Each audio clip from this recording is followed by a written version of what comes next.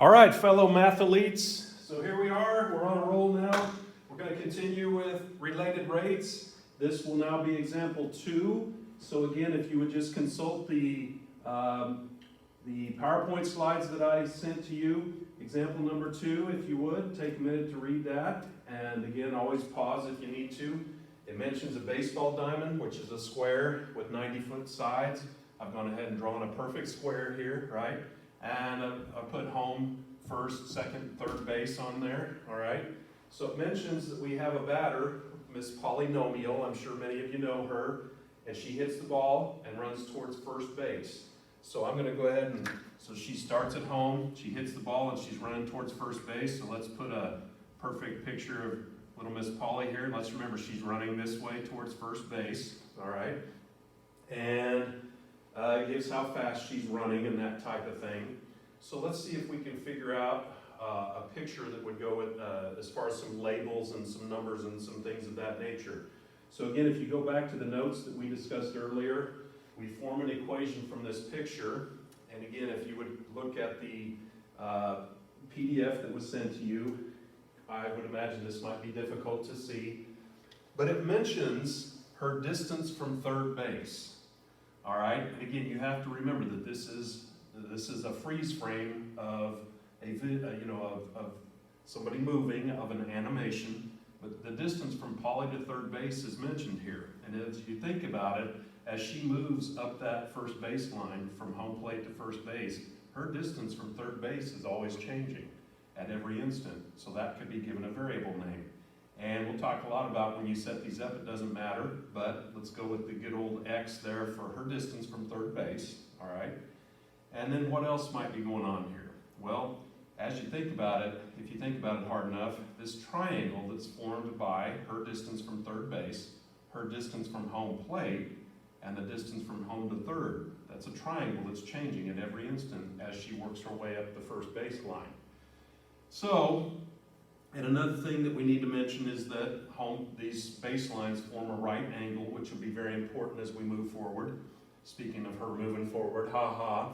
All right, now I can hear y'all laughing.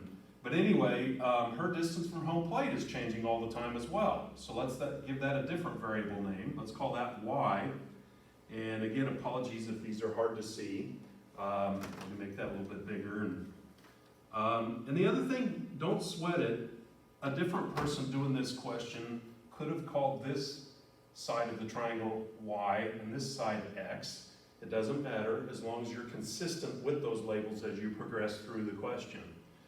But anyway, so we've got her distance from home plate, which is changing all the time. We've got the distance between her and third base, which is changing all the time. Remember, she's moving here. But this side of the triangle is always going to be 90, isn't it? So that's never changing. All right, so we've got this triangle that's changing at every instant as Polly moves her way up the first baseline. So now we need to think about an equation that would be true. And the thing about this equation is we want to make sure that it's true at every given instant throughout this process. And so in other words, in looking at this, you hopefully realize that given the fact that's a right triangle, and let's put the generic relationship here, but wouldn't this fit the Pythagorean theorem relationship where we have the three sides of the triangle, and you're probably familiar with it as being a squared plus b squared equals c squared. And if you apply that general idea to this particular triangle, in other words, this would be an example where the Pythagorean theorem would be of use to us. And I will tell you that on assignment number 18, we have quite a few Pythagorean theorem relationships. But if we apply that to this, we would have 9b squared plus y squared equals x squared. And that would be our equation, 90 squared plus y squared equals x squared. And that would be our equation that's true at every given instant throughout this process. Let's go ahead and square the 90. Oh man, this is stage fright. I'm in front of all these people here. Anyway, I believe that's 8100. So 8100 plus y squared equals x squared would be what I would consider our base equation for this particular question. All right, now there's two variables here, and again, each one of them is changing. So when we progress to idea number 2, what rate do they want us to determine? Are they going to ask us how fast X is changing or how fast the Y is changing? Either question could be asked. That's where we would go back and read the question. And right here you'll notice it says, at what rate is Polly's distance from third base changing? We decided, or at least I decided, to label her distance from third base as X. So let's write down the fact that we want to know how fast X is changing with respect to time. So again, using calculus symbols, that would be called dx dt. Again, I could change the question and ask, how fast is her distance from home plate changing? And that would be called dy dt, as I have decided to label this. All right, but anyway, given the fact that we're finding a rate of change with respect to time, all right, that provides the motivation for the next step that we've talked about in the previous example. We're going to differentiate with respect to time now on both sides.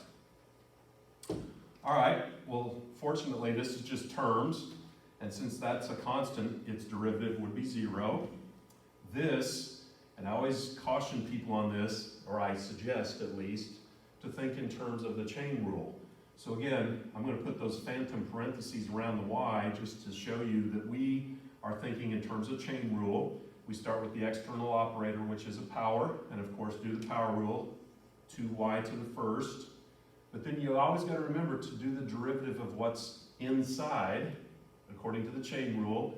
And if it's being done with respect to t, then the derivative of that variable with respect to t would be called dy dt. All right, I hope that made sense. Yes, nod in agreement with, okay, I see you all nodding. Good, excellent.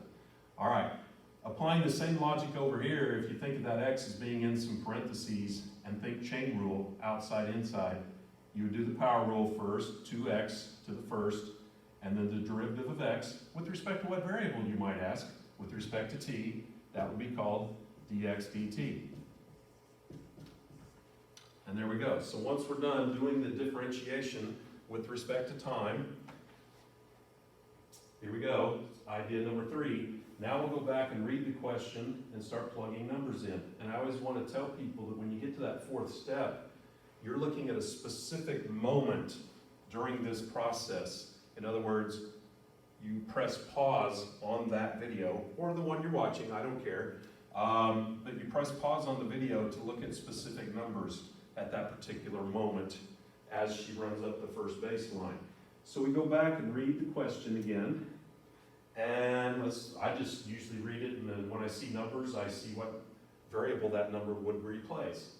And incidentally, another thing I would recommend, another reason to write down what it is we're finding, dx dt, that helps me realize that'll be the variable, and there will be numbers to plug in for every other variable in this particular equation at this point in time. All right. Let's see, polynomial hits the ball and runs towards first base with a speed of 28 feet per second. That's the change in a variable with respect to time. And if you think about that, 28 feet per second is how fast she's moving up the first baseline. Wouldn't that make sense that that's how fast the y is changing? In other words, the 28 feet per second would be the dy dt. Feet per second, the change in that variable with respect to time. Always, again, when you replace a rate of change with a number, ask yourself, is that particular variable increasing or decreasing? And given the fact that y is getting bigger, increasing, that would be a positive number. Now, mathematically, you don't have to put the plus sign there, but I will do that to, again, emphasize the fact that that variable y is getting larger as she runs up the first baseline. That's a positive rate of change. Okay, so we got that. It's just sort of process of elimination here. At what rate is her distance from third base changing? That would be the dx dt. Might as well transfer that down as our variable. And it says when she's 25 feet from first base. So here we go. This is what I was mentioning earlier about pressing the pause button on this particular animation, if you will. So it's giving us the fact that at this instant, she is 25 feet from first base. So There you go. It's like we hit pause on the video, watching her run. We said, that's 25 feet now. Okay, so could we figure out numbers to plug in for some of these other variables? Well, I would say so. For example, we need to remember at the beginning we were told that this entire dimension here is 90 feet, isn't it? All right, so wouldn't we figure out a value of y by taking 90 minus 25? Okay, let's do that. So 90 minus 25, wow, stage fright again. I hope that's 65. Carry the 1, yeah. So, at that moment, y was 65 feet.